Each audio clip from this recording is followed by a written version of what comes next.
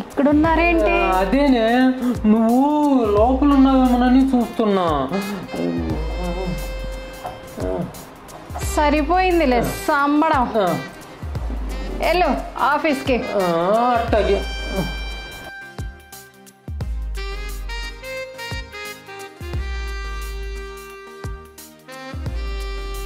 ఏమే సింగారించుకోవటం అయ్యిందా?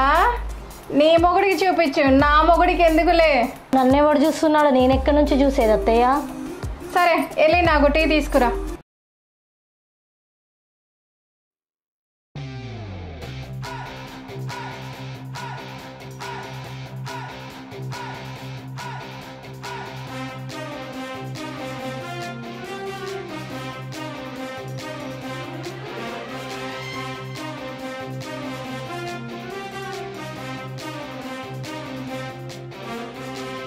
ఇదిగోండి అత్తయ్య టీ.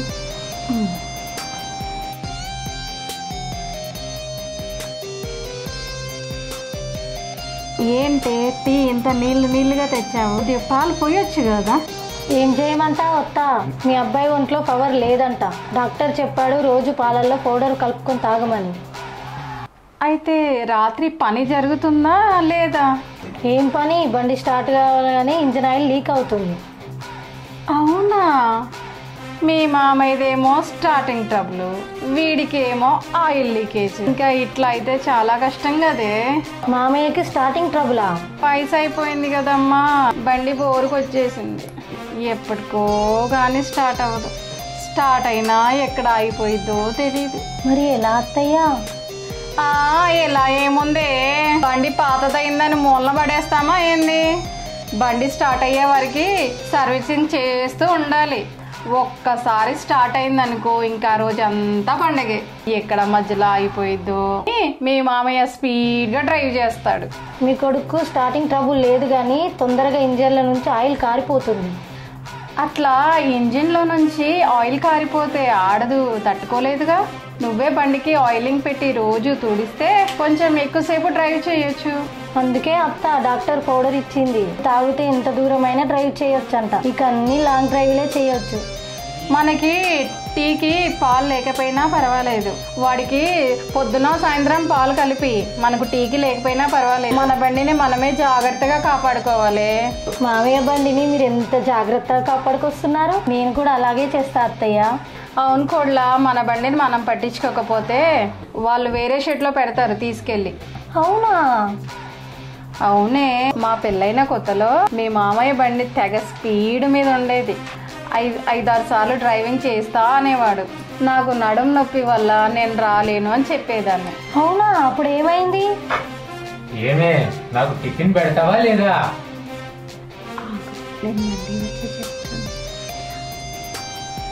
ఏంటి ఏం సోద్యం చూస్తున్నారు ఇక్కడ? నడవండి, టిఫిన్ పెడతాను.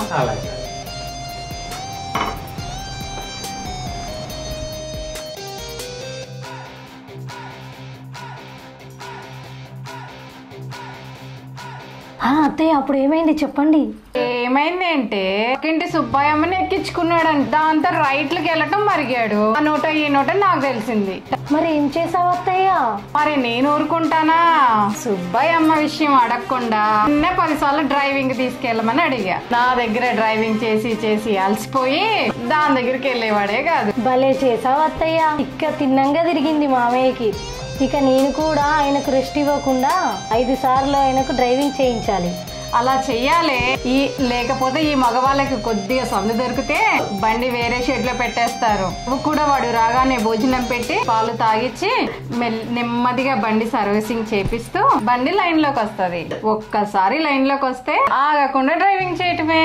డ్రైవింగ్ స్పీడ్ గా చేయమనాలా స్లోగా చేయమనాలా?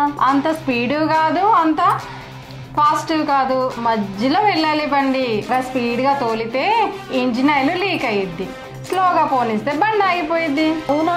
మామయ్య చాలా బాగా పోనిస్తాడన్నమాట బండి. బాగా ఏంటి, ఎక్కడ స్పీడ్ పెంచాలో ఎక్కడ స్లో చేయాలో బాగా తెలుసు. గుంతల్లో కూడా మీ మామయ్య బాగా దూకిస్తాడే. అందుకే మీ మామయ్య బండి ఎప్పుడు పనిచేస్తూనే ఉంటది. నేను కూడా మీ కొడుకు అన్ని చెప్పి నేర్పిస్తాను అత్తయ్య. ఇక పాలు తాగి నువ్వు చెప్పినట్టు చేస్తా. ఇక మా డ్రైవింగ్ అదిరిపోవాలి. అది నాకు కోడలంటే. మీరిద్దరు డ్రైవింగ్ లో దూసుకెళ్ళాలి. సరే వెళ్ళు, వాడు వచ్చే టైం అయింది. చీర కట్టుకొని పాలు పట్టుకొని రెడీగా ఉండు. పాలు తాగి వాడు రెచ్చిపోవాల్సిందే. అలాగే అత్తయ్య, చెప్పినట్టే చేస్తా.